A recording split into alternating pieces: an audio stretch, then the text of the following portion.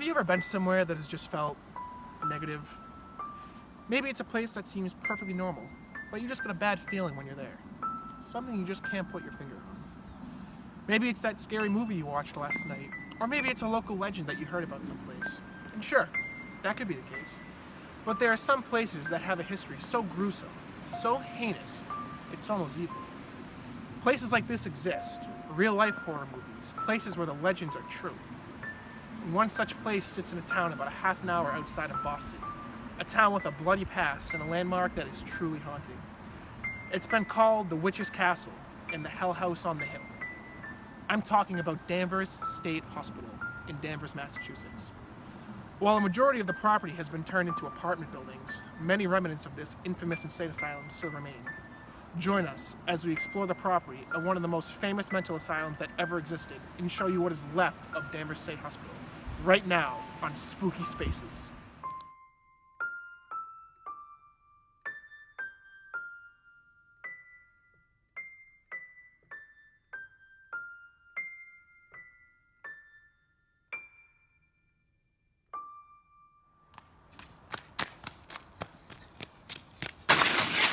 To the Spooky Mobile! Ooh! Ah! Ooh! Get in! Oh!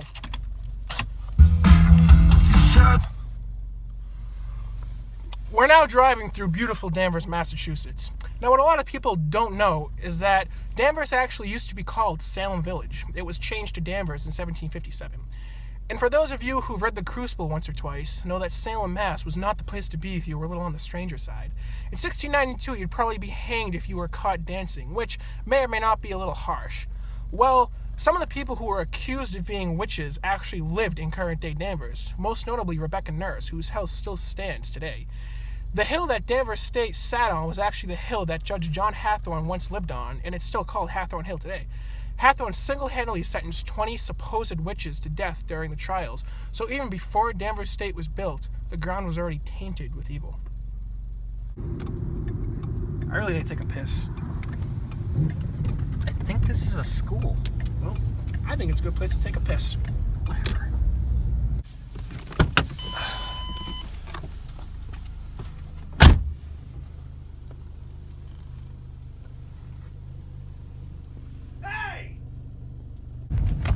Is that guy still chasing us? I don't think so. Jeez. God, that was so uncalled for. Well, I did tell you this was a bad place to take a piss. What are you saying? I'm just saying, I knew it was a bad place to take a pee. You know, I always knew you were a backstabbing little...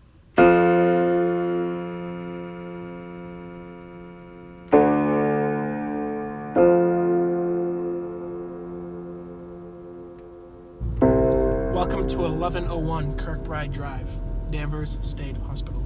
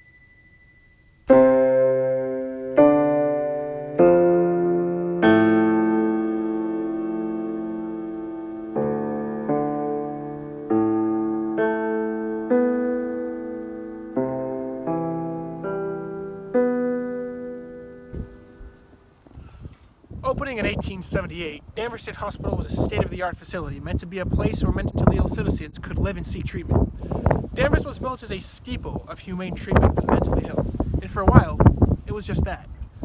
Danvers State was built using the Kirkbride plan, which was a popular way of building asylums in the 1800s. Designed by Thomas Story Kirkbride, the wards would branch off like wings, creating a sort of natural ventilation system and letting plenty of sunlight in from any room. Danvers State had multiple fields that were used as farmlands. Patients could go work in them and earn money doing it. This gave them a sense of purpose and meaning.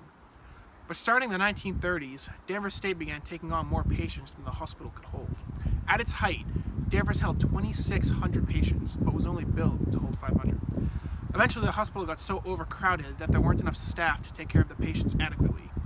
Some patients would go days without bathing and would be forced to sit in their own feces.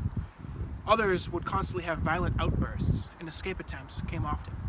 Here's what one former staff member had to say about the overcrowding.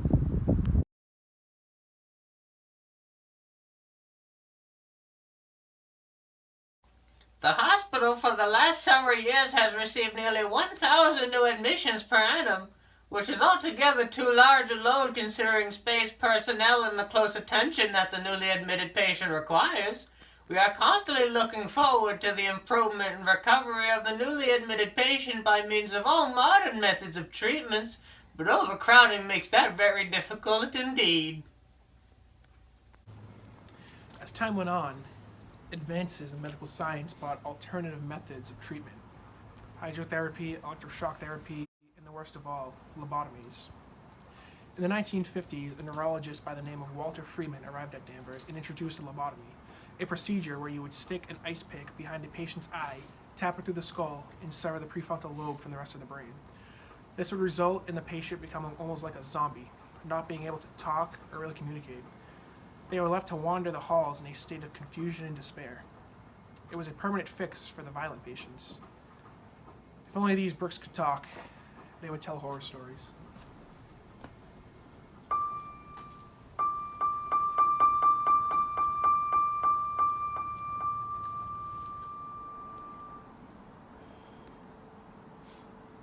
Eventually, many patients ended up here, in the Danvers State Hospital Cemetery.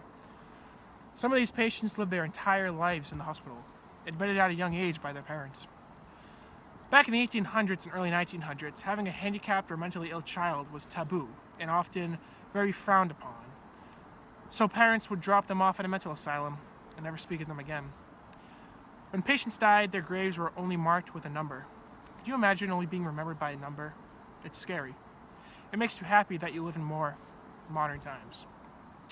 Patients who were buried here are the ones who were forgotten by their families, the ones that didn't have anybody, the ones that called Danvers State Hospital their permanent home.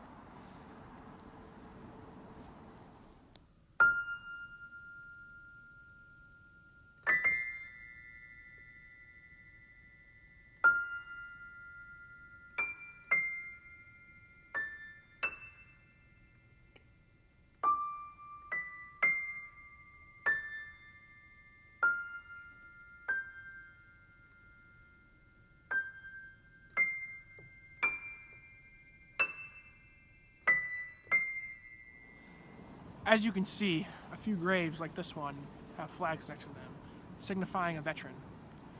Oftentimes when combat veterans return from war, most notably World War I, they would have a condition known as shell shock, or better known today as post-traumatic stress disorder. The condition wasn't as well known as it is today, so people with severe shell shock were often sent to mental asylums. These troops weren't given the proper help they needed, and as a result, unfortunately perished. We're now in the woods surrounding Danvers. Are you okay? Oh my god, no, a stick went through my face. Are you filming this? We're now in the woods surrounding Danvers State Hospital, searching for the underground tunnels said to still reside. They were used as utility tunnels and also transport patients from building to building during harsh weather. Legend has it that these tunnels were also used to store dead bodies in the winter. Let's see if we can't find some tunnels.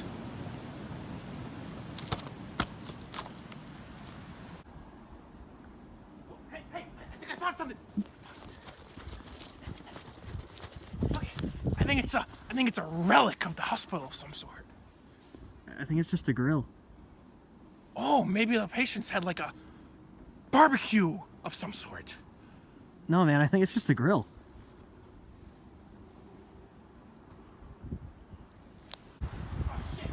What happened? I think I just tripped again. Are you stupid or something? I don't know. What did I trip in? I think you just found the tunnels.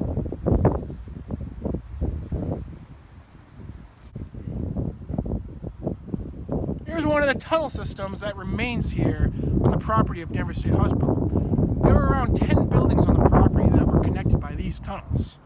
They all branched off from the main administrative building up there and were shaped like spokes on a bicycle. Many of the tunnels still exist, but unfortunately they're underground and they're sealed off. Oh, smells. Reminds me of that apartment I had in East Boston a while back. What the hell? I think I just saw something. Really? No, I'm just yanking your chain. Or am I? One of the movies filmed here at Danvers is called Session 9. It was filmed in 2001 while the hospital was still abandoned. In one of the shots in the movie, one of the main characters is walking down the stairs exactly like how I am right now. And, you know, I think that's pretty cool.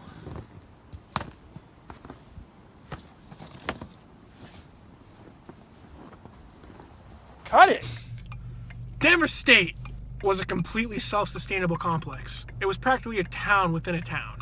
It had a mechanic, a blacksmith, a power plant, a machine shop, a carpenter, farms, and a lot more. Some staff, like the superintendent and maintenance workers of the hospital, lived on the property, and some of the housing cottages still exist. They're on this road, but they're actually occupied by real people. So, you know, we'll drive by them real quick so you get a nice little gander at them, but we're not going to stay too long.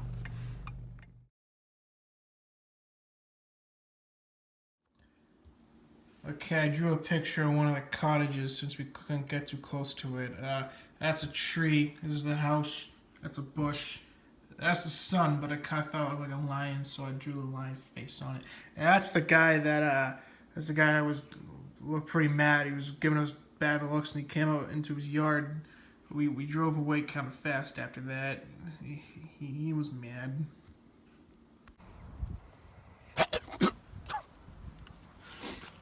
This snow-covered field right here is actually a reservoir, or it was a reservoir during the hospital's time in operation. The water would be collected here and then pumped up into a water tower that's set right over that way. That's no longer there. The thing is, they tore down the 200-year-old beautiful asylum that was on the National Historic Register places, but they kept the big concrete slab. They didn't even build a playground over it or anything. It's just there. And they kept that building though. It's original. That's kind of cool.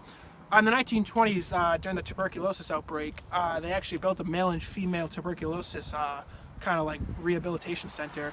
And the male one actually would have been like right in the spot where we are. But as you know, that's gone.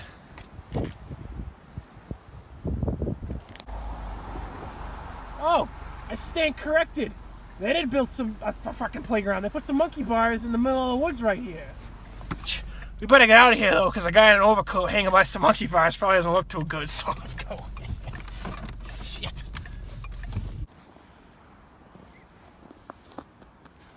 So that's the power plant that powered the entire complex.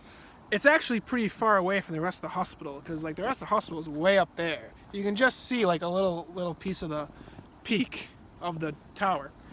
But this is the only building that is like still here that's completely as it was as the hospital was here. The only difference is like the windows are boarded up. But there's really no other building here that is like stuck in time as this one is. Unfortunately, it's surrounded by woods, and it's you can't. It's trespassing. We're good boys. We can't do that. So it's as close as we can get. But it's it's kind of cool because it just kind of towers above the entire place, and I really like it. The woods surrounding it actually, when the hospital closed, after the patients got kicked out of the hospital, they didn't just send them somewhere else. Most of them actually just got kicked out on the streets, and a lot of them came back to these surrounding woods and camped in these woods because this hospital was the only home that they really knew. They actually came back, set up tents, and set up housing right here and camped. They're long gone now, obviously. That was only right at the beginning. But if you go and walk in these woods, you'll find like relics of that. There'll be like clothing and like pieces of tents. It's actually pretty spooky. So yeah, maybe that'll be in a future spring episode where there's no snow. You know, they tore down that hospital and then built 3 other hospitals around it. Why didn't they just keep the good hospital and they built all these other ones? SMH, I don't know.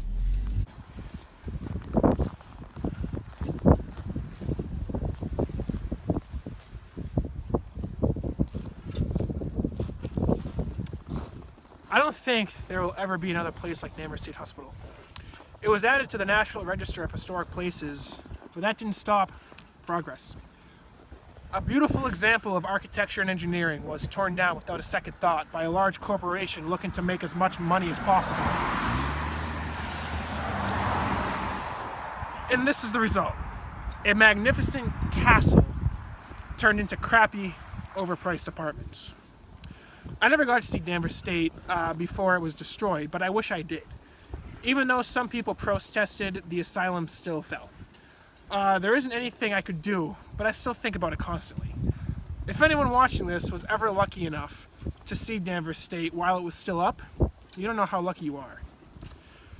During the demolition of the hospital, a mysterious fire broke out and caused a lot of damage. The cause of the fire was never determined. I think it was Danvers State putting up one last fight for its life and literally going out in a blaze of glory. But I guess no one will ever know. Goodbye, Danvers State Hospital. I'll see you again.